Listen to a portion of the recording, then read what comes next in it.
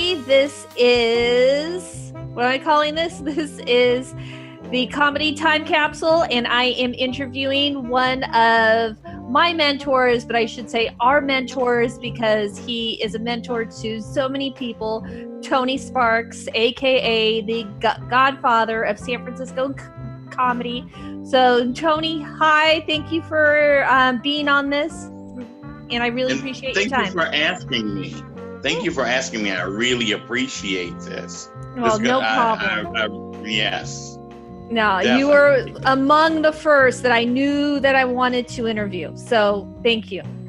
Okay. And thank you. Thank you. And so, and part of the reason why I wanted to interview you is that I think as a mentor in comedy, you don't only mentor, and like you have a way of mentoring us that sounds like a fortune in a fortune cookie. Like you give us one thing, and that one thing is so fucking to our core. Like for me, you always say you be you. And like I paid a therapist years and years and years to get to that same place that you said it in 3 words. That's really funny. This is the thing.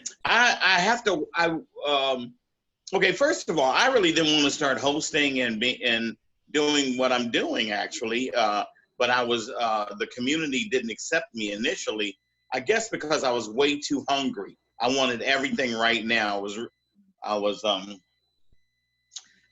almost about 30 years younger, and I really wanted everything right now. And so what I did was, since everybody was closing doors on me, I decided I would just barrel forward and make it happen for myself, which is what I've always done since I was a teen.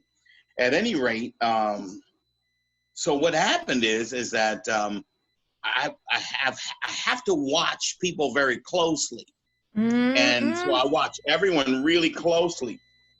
And I've noticed that like comedy teachers will give people advice and they all end up sounding like that person. Yeah, but totally. My thing is I'm trying to look at the individual and pick out something that makes them, that makes them stand out. So that's really very important to me. Well, and I have one of my best friends I met at the Brainwash, and you told her, let the audience love you. And like that for her was so meaningful, and like it just cut to everything. So I don't know how you are doing it, but I think it's like you're mentoring us not only for comedy, but for who we are, for ourselves and in the world. So I really appreciate that. And then the other thing is that what you do is create a community for people to mentor each other too. Because I remember the way that I met my husband was there was a comic who was very, very smart. My husband's comedy is very, very smart.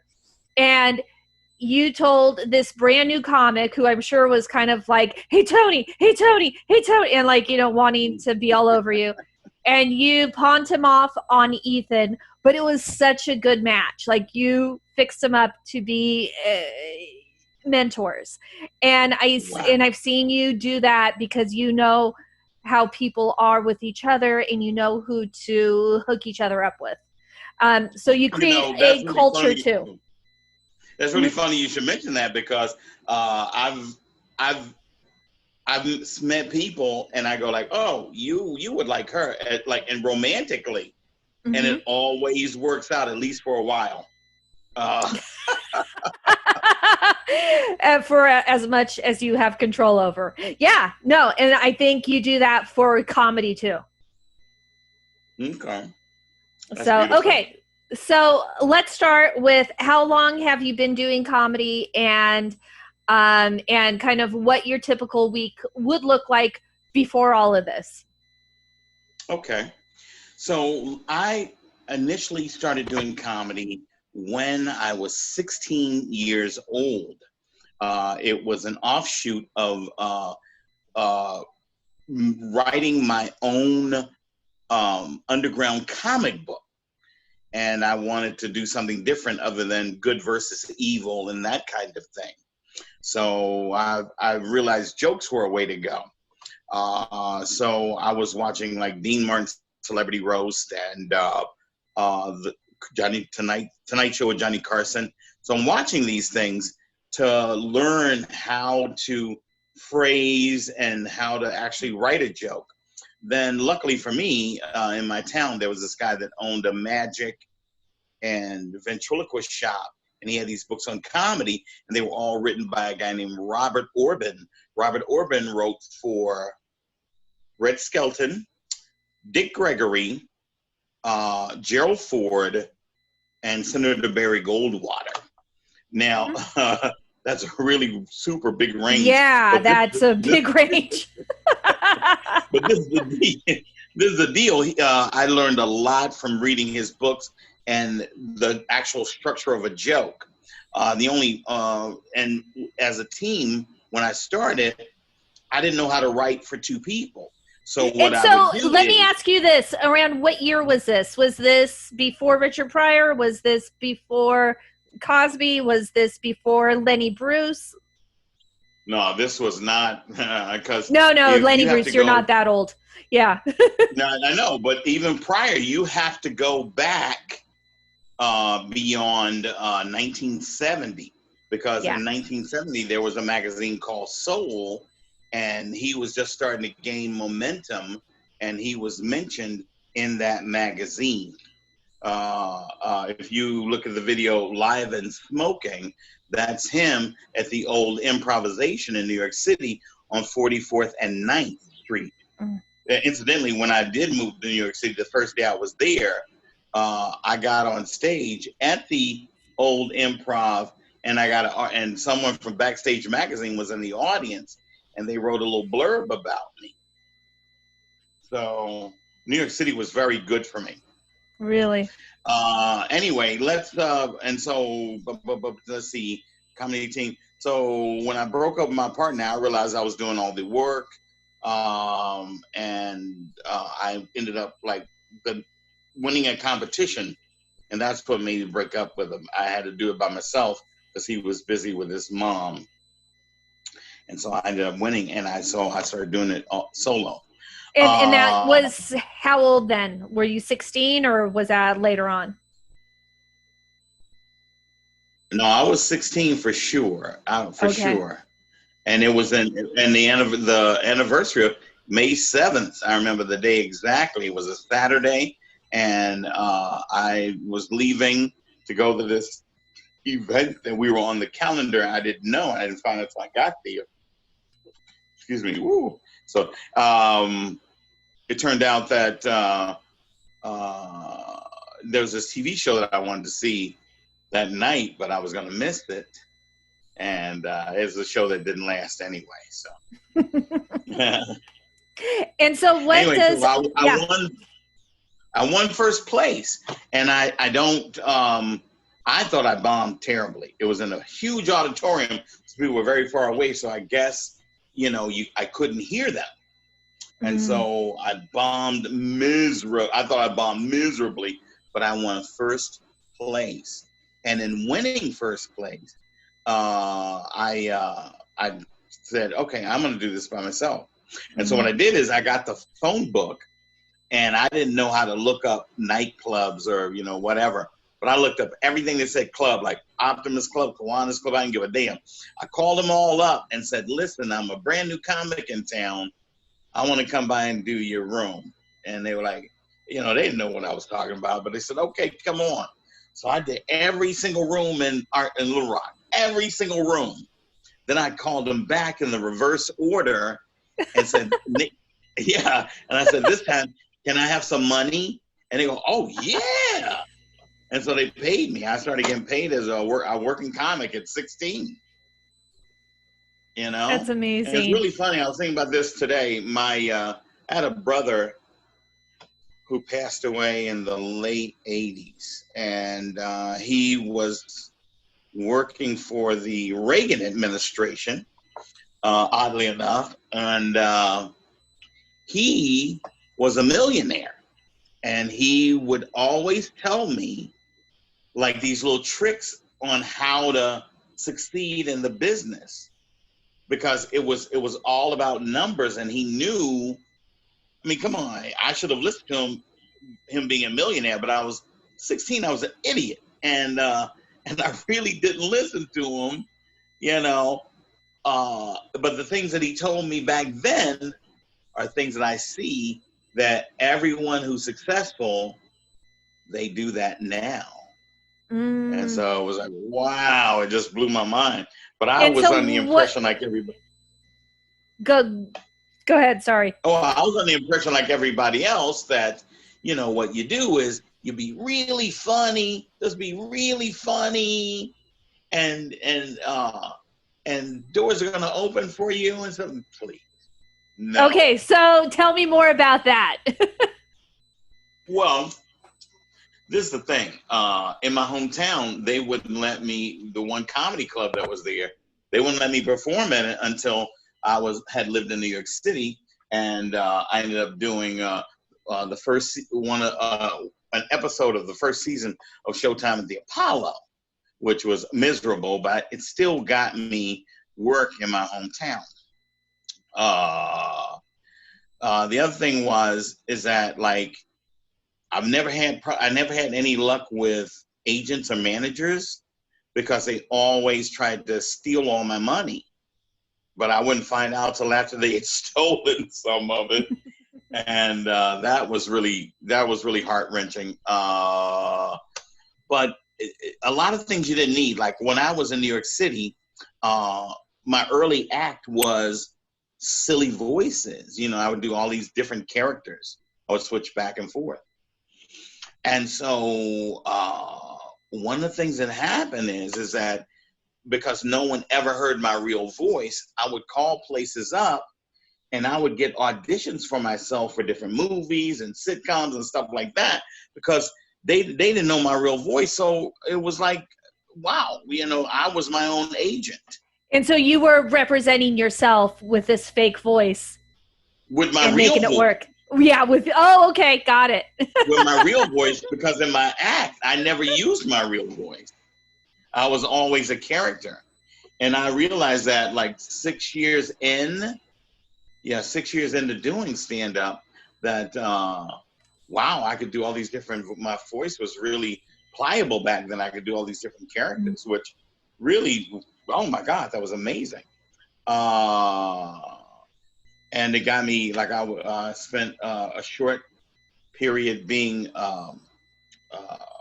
on-air personality on radio. I hated it because there was no immediate response, you know? Mm-hmm. And so the character was more like, my character is now like the sugar nasty host. And I, you know, I was playing love songs late at night. And it really bugged me because the only people who would call, I had the highest ratings in the city, but the only people who would call me were 14-year-olds and shut-ins. So I don't get that. I don't understand that. Yeah. But I worked really, really hard, and it never was about hard work. It's about working smart. And also, one of the things I think people take for granted, like here, you have a ton of open mics. You have a ton, so you can grow. You can make mistakes and grow. But people don't utilize the open mic as they should. They don't, even though maybe there's more comics than audience, but the one thing you must do, you've got to practice. Oh, excuse me. Oh, a soda, I'm sorry. You must practice like you play. Do you understand what I'm saying? So even in the open mic, you got to give your 100. You got to give your all in all, you know? But, you know, people don't believe that, oh, it's just an open mic, you know? And like at the Brainwash on Thursdays, it'd be packed to the rafters with audience. And you comics would get up there and say, oh, everyone's a comic.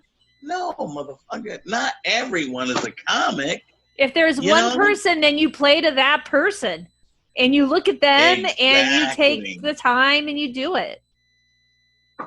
Exactly. You know, one of the things though that I have to really congratulate you on that video where where all this stuff is going on, like the Oh panhandler yeah. comes up to you and the fight breaks out and the police come and you still maintained it through all of that. You Well, know? and the thing is that I know a lot of comics would just give up, but the most absurd thing, like comedy it's totally absurd. You're up there telling jokes and then all this absurd stuff's happening. Why not take advantage of that? That is why I got into comedy, is for fucked Exactly. up shit to happen and for me to just be there. And it's hilarious that I just was there. Like, so yeah, so thank you, I appreciate that. And a lot of that was because I went to mics that you put on and that you mentored, and just, you know, nonsense happened and that was okay. Exactly. You know, I gotta tell you, I'm thinking back years ago, like when if you don't record yourself and watch yourself every day, it takes an average of 6 to 8 years to become very good at what you do. So 6 years into it, I'm doing the characters and everything. One of the things I did not realize, because I know I did it at a club called the 50-yard line. It was a club behind like a grocery store or something. It was really weird. Little bitty tiny place too. But I was doing crowd work. So 6 years in, I was praying to God, oh, let me be, you know, make stuff up and be off the ground. And so I was already doing crowd work back then, 6 years in. And I didn't realize what I was doing till not too long ago, like 2006 maybe. That I realized, maybe 2007, that I realized, wait a minute, I'm just making this stuff up on the spot.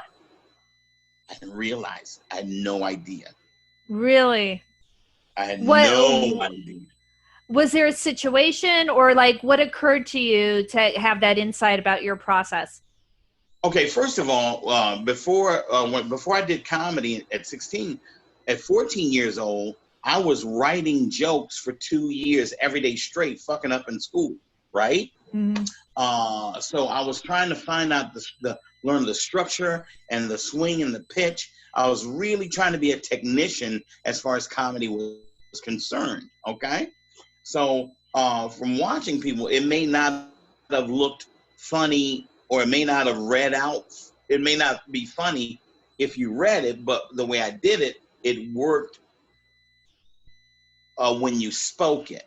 All right, it worked in terms of vocality. It didn't work as being read out, which I thought was really good. But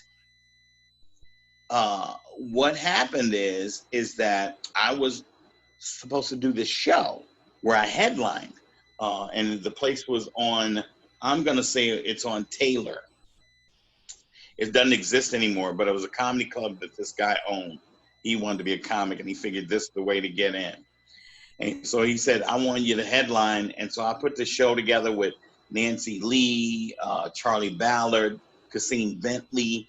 And so I had this friend at the time, and I said, you know, I got to write some material for this because I'm doing 25 minutes each for both shows. And she says, you always talk to me about comedy, and you go like, don't be a comedian, be a comic. All right, here's the thing. Yeah. The old way of phrasing this was, a comedian says funny lines, a comic says lines that are funny. So it's based on your voice. So here we go. So the easier way to say this is, a comedian tells jokes, a comic is the joke. And that's how you get more work. So, well, and it's funny that you say that, because I remember from years and years and years ago, Elaine Boozler was like, I am a comedian and not a comic. Was she talking about this very thing? Oh, Elaine Boozler said that? Yeah. Possibly. Okay. Because I've seen people get it mixed up. I've seen people get it the wrong way. Yeah. This is the deal. You want to have a really recognizable voice. You may go far doing comedy, being really clever and everything like that, but your voice being recognizable is one of the keys to making this thing work. I always think that stand-up comedy and hip-hop are really closely related in that when you look at major rappers, let's say Snoop Dogg, let's say Lil Weezy, let's say whoever, they all have a very distinctive lilt and tone to what they do. When you can mimic them because they've established their own kind of voice. The same happens for a stand-up comic. Let's even look at Eddie Murphy, right? First, let's go. Okay, first it was Cosby, all right? Cosby, he's funny because, and like that, right? His whole, and it's cool like that, all right? So Pryor emulated Cosby. You can see and kind of hear the influence, but he had his own voice, right? Then we take Eddie Murphy, who emulated Richard Pryor, but he definitely has his own thing with his voice. And you can hear it a lot, and it's very pronounced in characters like the donkey from Shrek. Maybe it is an extension of that. I thought it was so funny when Donkey had babies with a dragon. He said, "Look at my little mutant baby," like that. I thought that was so cute. Anyway, so this is the thing. Your voice, and I got off on this tangent. Your voice is everything. So I forgot why I was going this way. So this is the deal. I have to be honest. I emulated somebody. My favorite comic, and I guess it's okay to say, my favorite comic was Pudgy. Pudgy was she did crowd work and she sang. All right, it's Pudgy. She passed away in December the 24th of 2007. But I had known about her since 82, 81, 80. And I thought she was incredible. I just loved her to death. Thought she was amazing and hilarious. Anyway, her whole thing was crowd work. Mm-hmm. And I don't think she ever got the respect that she deserved because of that. Well, the thing is that I was doing heavy crowd work in this show that I did, and it blew my mind because people came up to me that had seen me before, and they were like, "Dude, you told like 2 jokes that were that were jokes. Everything else you made up on the spot. You did 2 different shows for anybody who came, and it was in the brunt of it. I maybe did 4 jokes that I knew, but the brunt of it was all created right there. And it really, oh my God. Even back in like 2000, there was a club called Tyrone's on Broadway. And Lunell Campbell and Cat Williams talk about it because they used to come regularly and close the show out. It was my role that I was hosting. And that was in Oakland on 2nd and Broadway. Okay. I don't know what it is now. Yeah, I kind of remember seeing it. I think it's like the Nightlight or something now or something. Yeah, it's been so many different things. At any rate, this deal, the first time I did the show, I did what I considered my act. And the crowd just looked at me, And it really, oh my God, it really broke my spirit. I was so pissed. So I said, okay, I got something for you motherfuckers when I see you again. The next week I come back to do the show, and I went freeform on these motherfuckers, right? I talked about the DJ. I talked to people in the crowd. I talked to the fucking bartender and barkeeps. And then we had these girls who would like be Budweiser girls or Bacardi Limon. They were like these little models and shit. I fucking clowned the fuck out of them. And I don't know if you know Donald Lacey. Donald Lacey came to me. He pulled me aside. He said, "Don't you ever write another motherfucking joke again." So I didn't even get it then. That was early 2000s. And I've been doing it forever. What do you think that difference is? Because is it that people want the spontaneity? Do they want to be part of the experience? What is that? I got to be honest with you. If you get an older crowd, or if you get a more conservative crowd, they hate you when you do crowd work. They want you to talk at me, not to me. The one thing I think is really disappointing, and it really hurts my heart, is that if you're a Caucasian male and you do crowd work or you do anything that is interactive, they love you, all right, and you move ahead because of it. Mm-hmm. But let you be a woman or let you be a black male, they're like, "Oh no, you need to do an act." Like, why do you think that is? Why do you think that is? Is it like because I also think that sometimes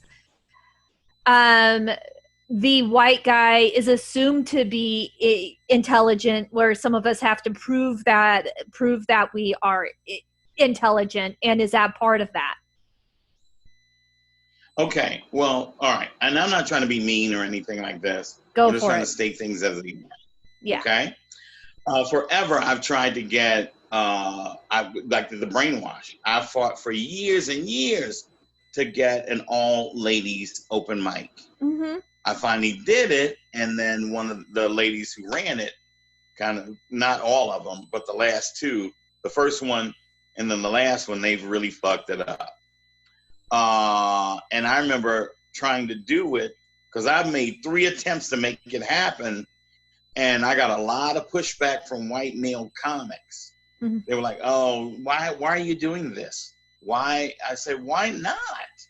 I mean, it's a voice that's not being heard, you know." And they were like so upset with me. And then like even the women fought me. So I said, "Listen, I won't even host the show. I need one of you cats to host." They're like, "No, we don't." Every single one of them, "I don't want to host it. No." And then I would get this afterwards. "Oh, I don't want to be considered a female comic." Mm-hmm. Like, okay, what but you the fuck are they going to consider? Exactly. Yeah. Like, exactly. If someone was describing me, they were going to say, even if it has nothing to do with my style of comedy, you're going like, "Oh, he's a black comic." Mm-hmm. You know what I mean? Yeah. So you can't run away from that whole thing, right? At any rate, I think that white men have always been in a position of power. Even now where everything is more classist than racist, right? Mm-hmm. Just white men are considered to be, okay, you do have the money, don't you? Or you do know how to read, you know, that kind of thing, right? Whereas everybody else is inferior to that. And it's kind of sad because when you take that, and white men have to do much less than anybody to be promoted forward. Whereas you can really work hard and somebody will try to block you, you know, mm-hmm. whether it's comedy, whether it's a day job and you're just an assistant, you know, it's just really very sad, mm-hmm. you know, because one of the other things about comedy, other than having a definite voice, is tenacity. Whether it's going to happen in a short time or whether it's going to take a long time, you still need a certain amount of tenacity to go through this. Do you understand what I'm saying? And so is the tenacity about getting on stage, or is it about, because I kind of look at it as comedy is an act of resiliency, that like you have to get up and you are pushed down and you're pushed down and you're pushed down, and the resiliencies that you keep on doing it in spite of that. So what do you think it is? It's more the latter. Mm-hmm. Because this is the thing, it always really trips me out when people kind of are down on themselves as an entertainer, or as a performer, and you think to yourself, wait a minute, you know what? You don't have to beat yourself up, because there's a whole lot of people out there who will. Mm. You understand what I'm saying? So you need to save that. You need to let that shit go. And if this is what you really want to do, you need to fucking target and just move ahead. So we have your voice, tenacity, and the one thing that people really don't really quite get is that this is a business. All right? Even though you're an actor, this is a business, and you have to sell yourself like a product, and you have to find ways to get through. And don't be fooled. And people will tell you something else, but nobody comes through alone. Somebody grabbed somebody's hand and brought them along. Example, I remember being in New York City, and by this time, Chris had made it into every club. Chris Rock. But they were really kind of shitty to him because they put him on at the end of the night. It would be late after 1, and there's 2 and 3 people in the audience. And so other comics that know him, we're sitting down watching like everybody else, and he's actually talking to us. You go, wait a minute, I gotta work. And he tells a joke to the people, they laugh, and he comes back to talking to us. It was really fucking otherworldly to watch. But he had a lot of confidence. And so this is the thing that happened. Catch a Rising Star. Eddie was working on the stand-up film Raw. He worked on it for like 2 years, working this material out. And he would come to Catch a Rising Star in New York City. And Lucian Hold was like the manager. He was like the guy there. And so Eddie comes in and he goes, who's that guy? And he goes, oh, it's Chris. Don't worry about him. It's Chris. Mm-hmm. And he goes, wait a minute now. He says, put him up now. Oh, no. No, don't worry. No, please, put him up now. And so he put him up. And so this is a dude that kills late at night when there's like 3 people. He's at prime time now. Everybody's in the room. The crowd goes nuts for him. He goes, boom, he's in Beverly Hills Cop 2, and then that moves him forward. Wow. So somebody's, no matter who you are as a comic, people won't ever say anything, but no matter who you are as a comic, people pull you through. Example, there's a comic that I met in Memphis, Tennessee, way back in the day. His name was Rashawn McDonald. Now, during this time, Steve Harvey used to do a lot of southern states, right? And so I ran into him, and I would contribute jokes to him. But Rashawn ended up being his writer, and then later on producing different shows that he did. So if you look at anything that Steve Harvey is in, you're going to see Rashawn McDonald's name somewhere. Oh, okay. So this guy's a millionaire, and we don't even know him. Mm-hmm. Okay? Yeah. So, but I mean, on his own, he's a very funny comic. And it used to be, like when Steve went on the road, who would open for him? Rashawn McDonald. So it was amazing. And so let me ask you this, because you're something that you've helped to facilitate and that you've helped to cultivate in the Bay Area is the relationship between comics And to me, Yes. this is what you're talking about. What is that relationship? What is that? Because when I've asked online, what do people miss about comedy? Like so many people, like probably 3/4 of them are saying it's the relationship with each other and it's a relationship with the audience. What can you define that or say more about that? Okay. All right. All right.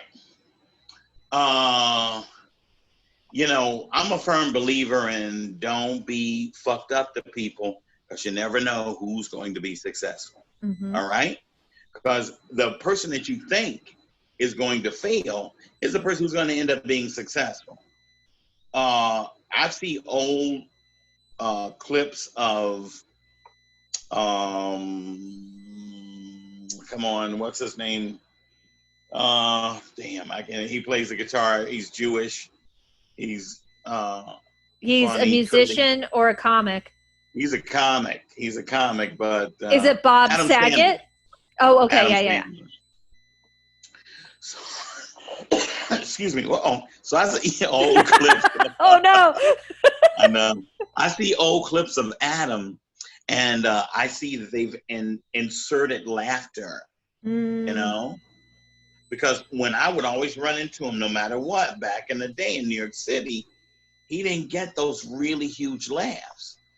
One thing I didn't know about him that a lot of cats and a lot of people are saying now is that back then he was just going off the cuff.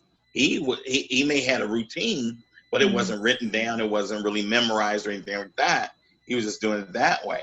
But which is commendable, and that's a great way to grow, because you find your voice. You find your voice when you wing it. But he did not get really big laughs back in the day. So you didn't expect him to be famous. And I remember when I first moved here, I went to San Francisco State, and he was in a show with Kim Coles, who was in the TV show Living Single. And she and I have been friends, like really tight buddies, since she actually started doing stand-up. And so I go to the show. Other than me, there's one other person there to watch the show, and it's this pink-haired little student. You understand? And she is like going crazy. He's playing his guitar then, and he's playing right to her. She's going, she's just going nuts, And if you look at all of his albums, they're not albums of stand-up. They're albums of songs. Yeah. So that was one of his ways in. And then I got to tell you, when you do TV and you find your voice and you have a really kind of a character that connects, let's say, I could say it another way. Like if you're a gay comic, right? You have to be like over the top swishy for America to love you. You can't be like a regular dude and be gay, because that makes people like afraid, like, oh shit, he's not really gay. He's okay, so explain that to me, because as a disabled comic, I got a problem with that, because I feel that disabled comics oftentimes do well when the gays it is like you're doing comedy for the able-bodied person instead of for other disabled people, and it's like, that's not my point of view. I'm not here to validate what able-bodied people think. I'm here to present my own point of view. And I think you're kind of saying it's that same thing. So why do people who kind of thing, like you remember Jerry Juhl? Yes. Okay. Who she's still alive and still working and looking very pretty. She, no matter what she did, she had to have the jokes about her what she has, MS? Cerebral palsy. Yeah, cerebral palsy. Well, she had to do jokes like that. Yeah. And she had to. But I mean, think about it, that's what you got to do. You got to, even okay, all right. Maybe you don't necessarily do it, but you got to make it part of what you do. Like Mel Tillis, you know, he stuttered, right? Yes. And he made that shit work for him. But And if you notice what he's saying, he didn't stutter. And he owned it. And Minnie Pearl was the one who said, you just have to talk. You're in country. The relationship with the audience is the most important thing. You just have to get over yourself and talk.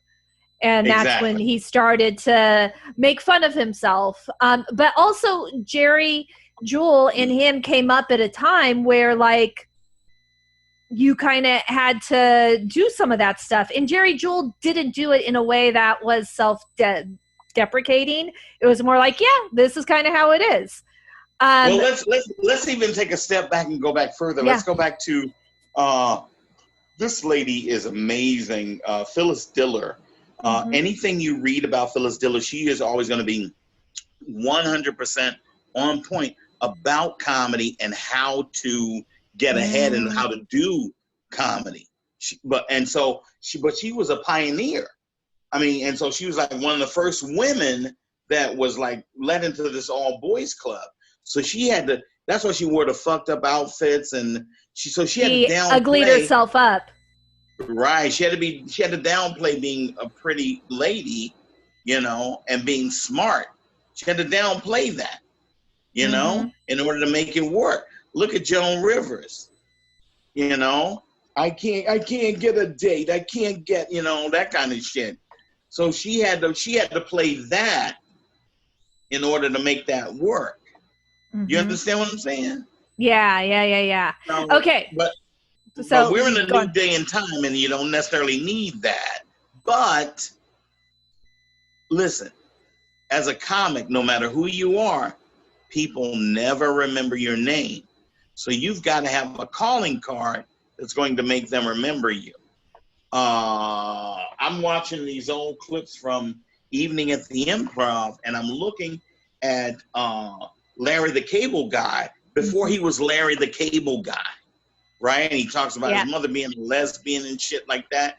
He had curly hair. He wore regular fucking human clothes and shit. This dude saw that, if I become this over-the-top character, I can win. And one of those other redneck guys, Jeff Foxworthy? No, not Jeff. But Jeff is a definite thing because he would do those one-liners. You know, you're a redneck if. And then he would just tell stories after that. And then the other guy was two other guys. Ron White. Yeah, okay. Yeah, I was going to say White. Okay, this is the guy that I want to mention. If you look at him early on, he had this long brown curly hair. And he wore these really wild 90s shirts that were like all patterns and designs and stuff like that. Yeah. You know, and he had this like little like Fu Manchu looking thing going on. Now he's an older man, white hair, shorter, suit, cigar, and drink. But he's like, he had the same thing before, but he's going at a slower pace. You know, you mentioned like vaudeville earlier, Jack Benny. When Jack Benny worked in vaudeville before he became successful, he was what you would call a whiz-bang comic, or I forgot. Anyway, he rapid fire. So he was like really fast. But then when he became successful, I mean, he became successful by really slowing his pace down, way down. And I know you know, I love this guy. We work together every Monday before this pandemic. Phil Woods. So Phil Woods, when he first started, Phil was very, very slow and methodic. But he was still hilarious to me. You know, when people bomb, anyway, now he's this big connect ball of energy. He said to me the other day, when he came to the Brainwash and performed, when he got off stage, I told him to go back to Oakland. I don't remember that. But when people bomb, you know, I clown them. Yeah. That was so funny to me that I would tell him that. I don't remember ever saying that to him. Because I was so afraid of him. Sweetest guy, but yes, you were afraid. Yeah, he's the nicest man. Yeah. Okay, so but if you had met him back in the day, you would have been scared of him. I would have told him to go back to Oakland too. No, you would have been just scared of him. Okay, just scared. That's okay. Your time's up, but that's okay. You know, like that. Okay, so that kind of brings us to this point now, which is we're in the pandemic, and some of the things you've been talking about from like the business side, from the creativity side, from the relationship side, what are your observations about how comics are or how comedy is now in the pandemic? Okay. This is the thing. People have a really odd view of comedy. People rarely think in terms of stand-up comedy. They think in terms of you being an actor and being funny in a sketch. They really do. England is really, like, if you look at, England is like so beautiful. They all have these shows where they'll take a comic and everybody knows the comic and they know his character, and they'll put him in a situation, and so he has to act counter to the situation. And if you even look at the comedy actors in England, they have a solid, definite voice and character, and they play this same character over and over and over again. All right? All right. So the one thing about this pandemic, we can't be together, so we have to communicate in a very separated way, but still connect. The thing is, it looks more like regular conversation. It looks more like, you know, we are in a sketch together as opposed to just doing stand-up, which really makes things work, actually. I think that really makes things better. Like, I have a show now that's 12:30 to 1:30 every day. And so everybody's invited and everybody's involved. So but the thing is, it doesn't look like what you are going to see once you go to a comedy club, which I think if the world kind of returns back to the way it was in some ways, it's going to be hard because people have been watching comedy online, and that wall is broken online, and then they're going to watch comedy, they're going to go see comedy, and they're not going to know the social cues like shut the fuck up and watch the show. They're not going to know that. So, and like me starting the online kind of thing, I didn't want to do it at first. I didn't want to do it, but everybody said, Tony, you gotta do it. You gotta. Everybody, like an ex-girlfriend in Texas, told me, you gotta do it. And then other comic, oh man, come on, why not? What's wrong? And then so Kiko said, look, I got you. I'm getting ready to set up the platform. Let's go tonight, you know. And so we did it that night, April Fool's Day, you know, as a little tribute and stuff, and to the Brainwash, and then we just kept going. And but I think even though I really miss being in front of people and actually talking and working with the crowd and playing around, I think this is really kind of working out, you know, but I really want to go back to being in front of people, you know. And so you think this works out because you can relate to people in a way, because comedy is meant that fourth wall is down, but you're saying that there's now a third, fourth, or like a third and second wall down too. Well, this is the deal. There's nothing blocking anything at this point right now. So, and is this because, oh, and I just thought of this, so I think it is very smart. There is no stage. There is no platform to put somebody up over someone else. Everybody is equal on this. Right. And it makes a real big difference. And when you land now, you can tell. When you say something that's funny and works, oh my God, you can so tell. How? Because that is a question that so many comics have, is that you don't have that face to respond to. Well, this is the thing. All these people, whether you're seeing their face or not, you can hear them laugh. You know? And that's great. So, I mean, I personally, I stopped being afraid of stand-up. You know how you get nervous before you go on? Yeah. I stopped being nervous a long time ago because I stopped caring. And it made a big difference in what I was doing. There's a book called Zen. I think I talked to you about it, called Zen and the Art of Stand-Up by Ray Sankey. And one of the things is, if you talk to older comics around here, they'll tell you, the audience, get out of my fucking face.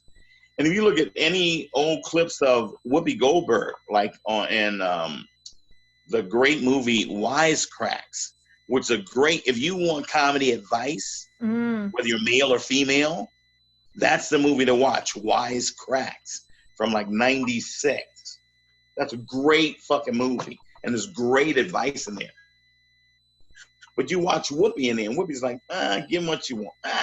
Whatever. Oh, and then there's thing, it came out a few years ago, before Joan Rivers passed away, because she's the host of it. It's an hour-and-a-half long movie called Why We Laugh. Yeah. Women in Comedy. And then there was one by Black Have you seen it? comics too. Yeah, both of those. I saw that one, but this one had women, and Whoopi's in this one, and she's saying the same thing. Just give them what you want to give them. They don't know, you know? And that's kind of how it has to be. People have to jump on your bandwagon. You can't, you know, I've often heard people say, oh, do it for the exposure. You know, there's no such thing as exposure. Fuck you. I need some money. Fuck you. You trying not to pay me. And then they'll go like, oh, you have to be clean.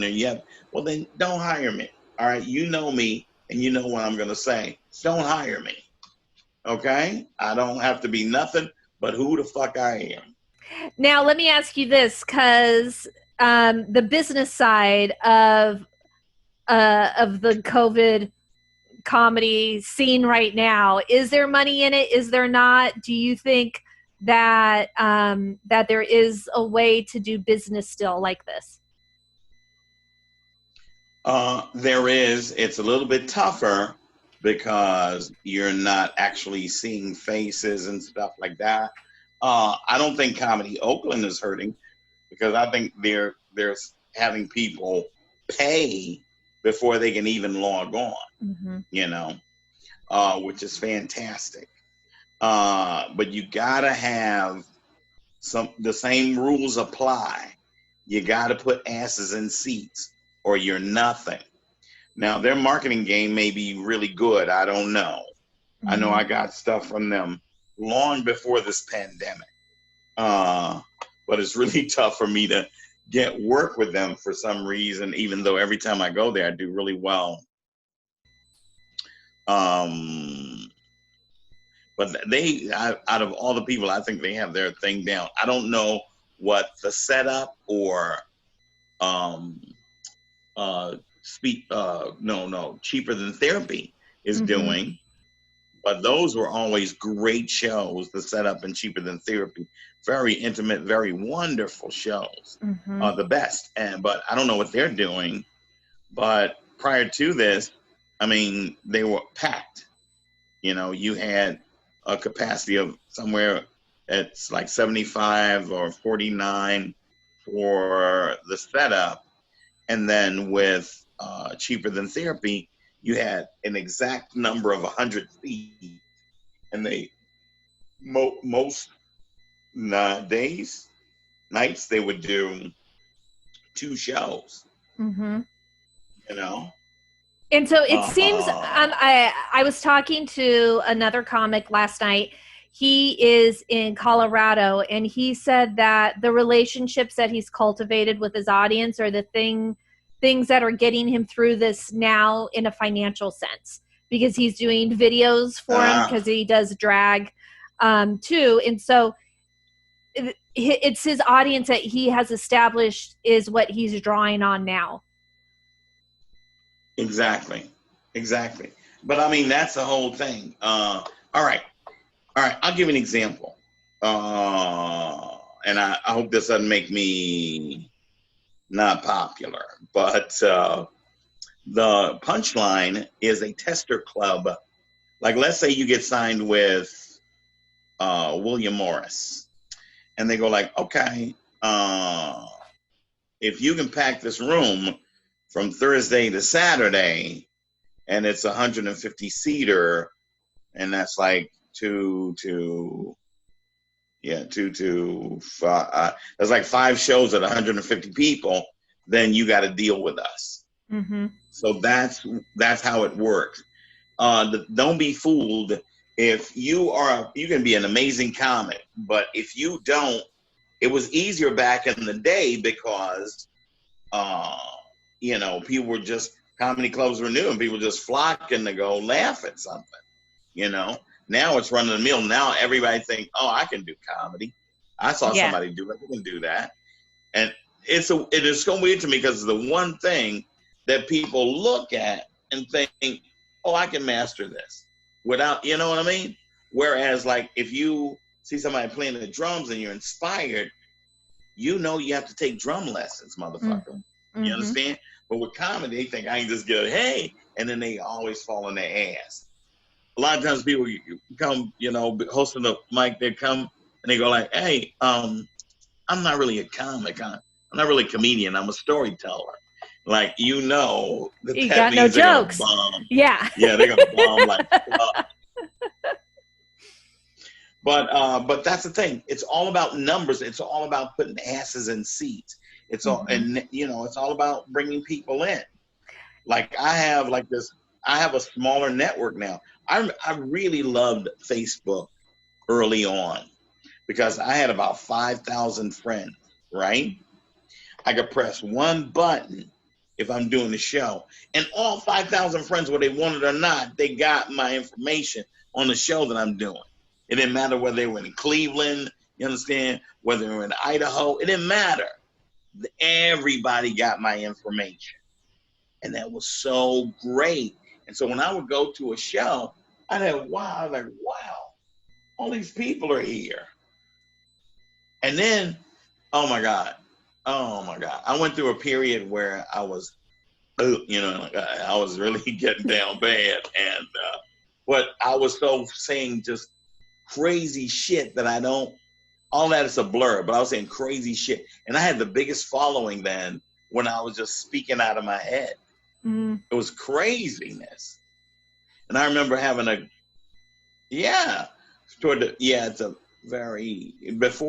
was before. I had this girlfriend, I said, I'm going to quit doing comedy. She said, you need to shut up. What else you going to do? I miss her. Mm. She was really, as a person, she was really nice. I don't mean to be back with her, but she was always really nice. She was a nice human. She was great to talk to. Yeah. That's nice. Yeah. Where do you think comedy is going to go from here? Well, I think this is pretty big, what's going on now. And I think like 9/11, there's not going to be, it's not going to go back to the way it was completely. I think that something is going to be altered or different. But I will say this, when this whole stay-at-home thing is lifted, I think people are going to just go, just go nuts and, drunk in the street and just just like, want to watch a show, going to the movies, give me your popcorn, like that. Oh, I think it's going to be wild as fuck. But I think that even in that, it's going to be something's going to be altered. It's going to be a little bit different. I don't know how, but I think like since 9/11, you got to take off your damn shoes when you go on to get on the plane. They got to search you and rub all on you and shit. And like ask you all these questions that are like really personal. You might have some kind of physical disability or deformity or something, and then they rubbing on you. Say, "What's that?" It's like, it's my third testicle. Stop, let go. You know what I mean? I said, what's wrong with your foot, motherfucker? I'm missing a toe, nigga. But it might be something that you don't want to share with people. You know what I mean? Right. But it's changed how we travel. Because remember, you used to go through the airport, you could see your people off, and you go stand with them while they're waiting to get on the plane, and then wave, bye, see you, bye. Can't do that None anymore. of that anymore. And then, like those love stories where they just like run through the airport. Don't leave me. I love you. Like that shit, None of that shit no more, Jack. No more of that. Yeah. So and I don't know how necessarily this is going to change, but it's going to change things in that same respect, Mm-hmm. Do you think that our sense of humor as a nation or as a world will change? Like, will we get a little darker? Will we have kind of been through a common experience and have more empathy and be able to make fun of each other more? What do you think it is? I think memories are short, and I don't think it's gonna, as far as comedy is gonna go, it's gonna change anything. I remember NBC early on, that whole diversity movement back in the, I'm gonna say the early '90s. They did a show, I don't know if, and they had like Asian comics, black comics, white comics, Mexican comics, and they were talking about showing diversity and saying that, we learn about different cultures this way. No, you don't. Memories are short, and what works in those cases overall are the stereotypes. And so you're not learning anything from the stereotype, because the stereotypes exist because people don't actually know. Like, I got to tell you, I met this woman about 3 years ago. She can really, really cook. She's very, very clean. And she's a white woman. And this was something that I did not expect. Mm-hmm. You know what I mean? Although, I got to tell you something that I really love and respect about you. You were always so fresh and clean and nice and dressed. I love that.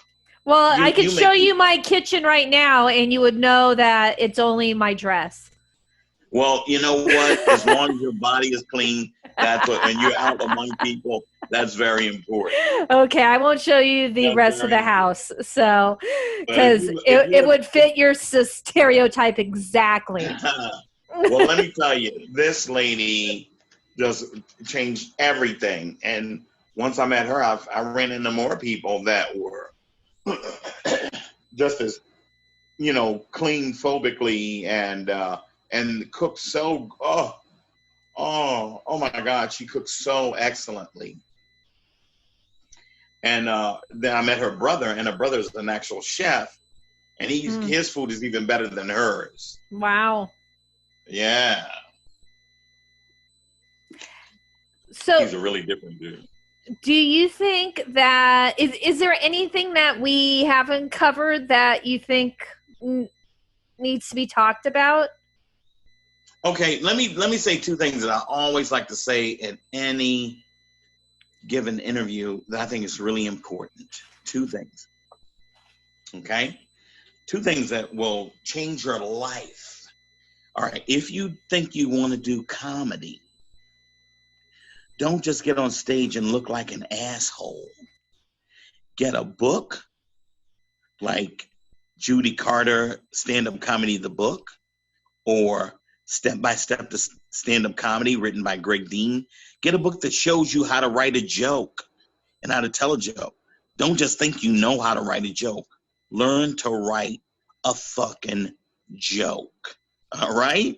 That will get you a lot further in this business than just making shit up and fucking flailing around.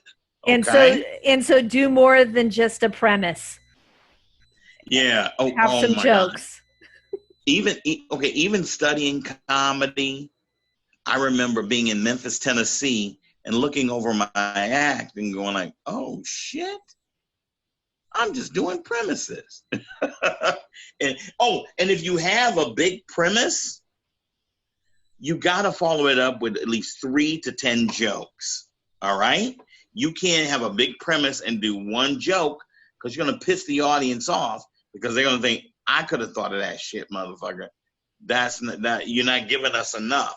You waste our time by the time you this long ass premise, and by the time you get to the joke, we forgot what the fuck you were talking about. You know what I mean? Yeah. Okay. And so here's the other thing. The way that you become very successful as a stand-up comic is being very popular, having a lot of people come see you.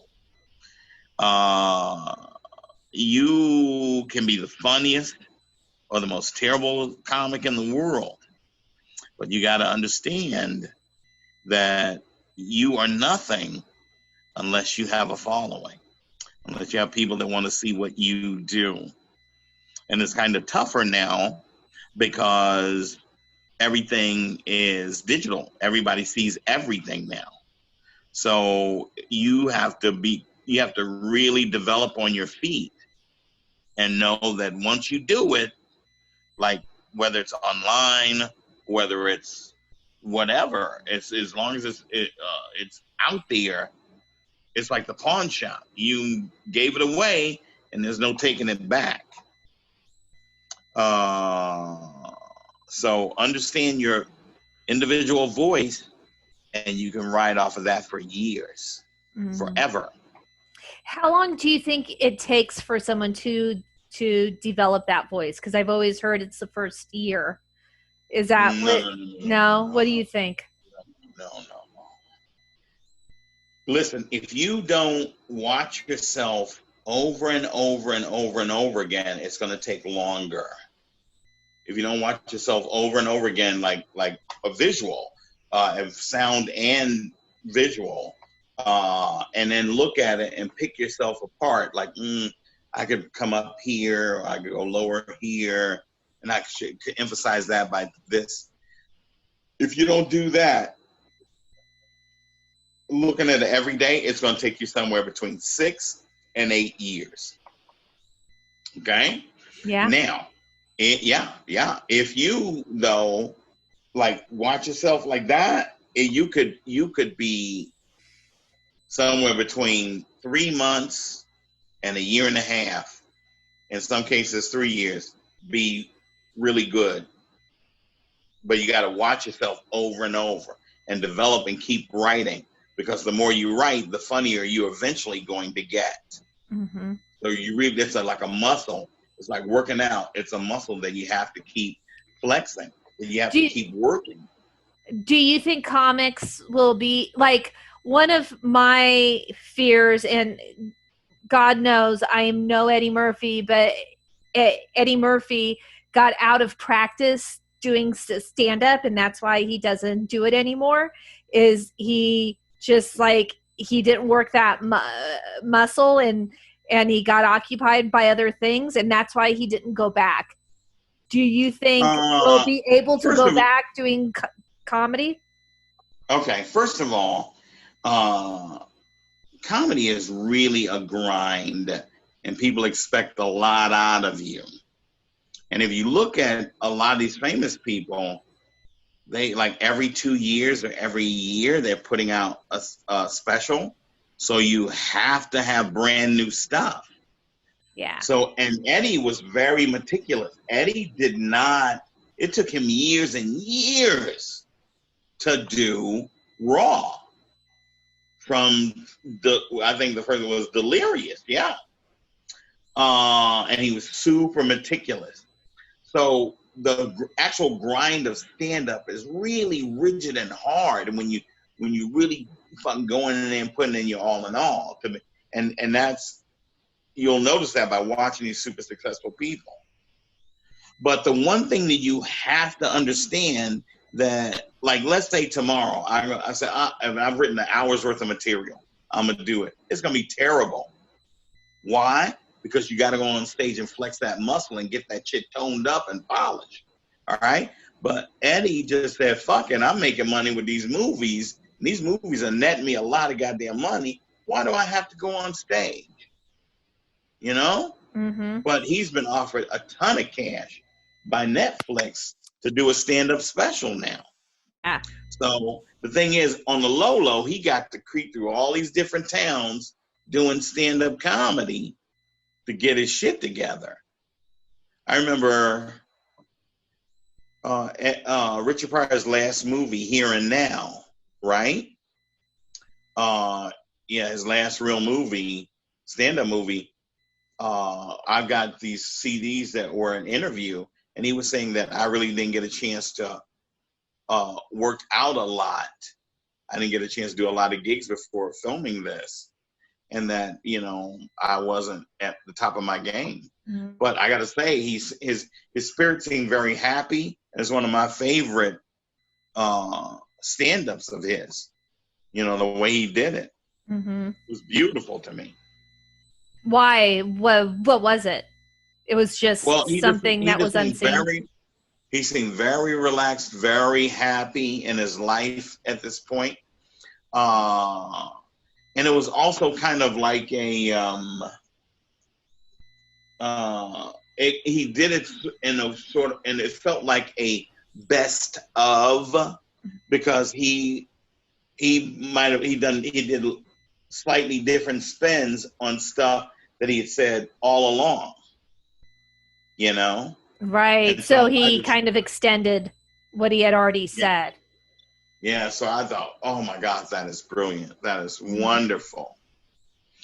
My two favorite comics ever were Don Rickles and Pudgy. And they both had a certain rhythm.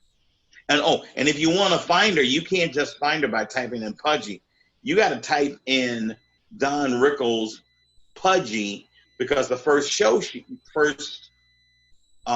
special she did for HBO, that kind of introduced her, was a special she did with him called Don Rickles and the Wise Guys. Oh, okay. Okay. I don't remember that one. You'll see her clip, and then you can, from that, you know, other things come up, and you'll see her special on Showtime where she does a long special on a ship, and all these celebrities in the audience. And so she's clowning regular people and celebrities and getting these people to sing and shit. It's really fun. I'll check it out, and I'll link it to when I post this online. Yeah, so that people will find out more. I have to say, whether I don't know, I never met her personally, and I hate, and this is the thing, you know how you say don't meet your heroes? Oh, and I've learned that doing comedy big time. So never meet your heroes. I will tell you who my hero was after this. So okay. Because he's a mess.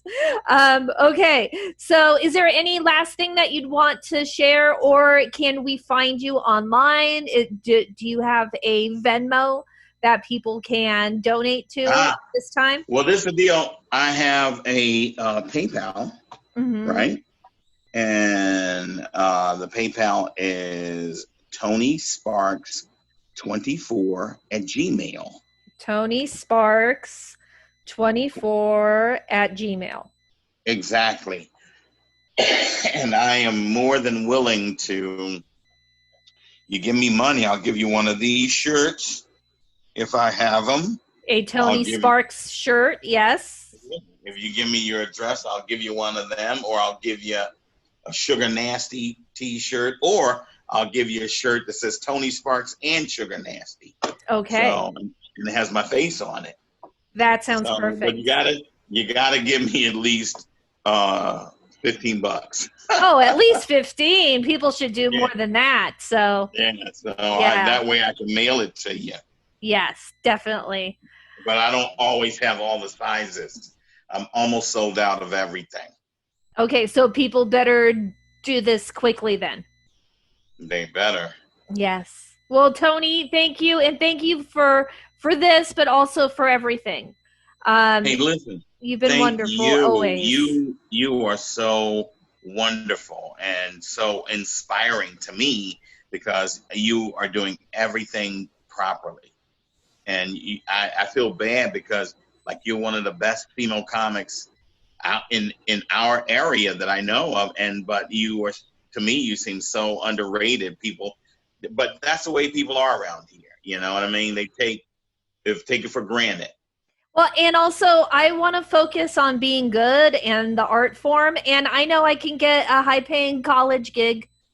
I don't necessarily need to do the shows that everyone thinks is the big thing to do.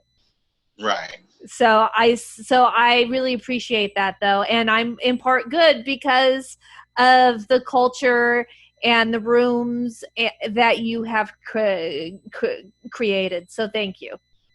Yeah, and everybody should really be opening their door for you, like, you know, Cheaper Than Therapy and set up, because I mean you're a winner. Well, I try hard and I work hard, and I love comedy, and that to me is the bottom line. This is the thing that I love the most. And I'm so sad that I can't do it. So, but my substitute is doing this and talking to you. So thank you. Well, just remember this, our afternoon show, Monday through Friday, 12:30 to 1 on Zoom. And our Friday night show at 7 p.m. is always open to you. Well, thank you. And okay. and open to the audience, which is great. So 7 p.m. on Fridays. I didn't know that one. If you want to come on. Okay, I will. 7 p.m. every Friday.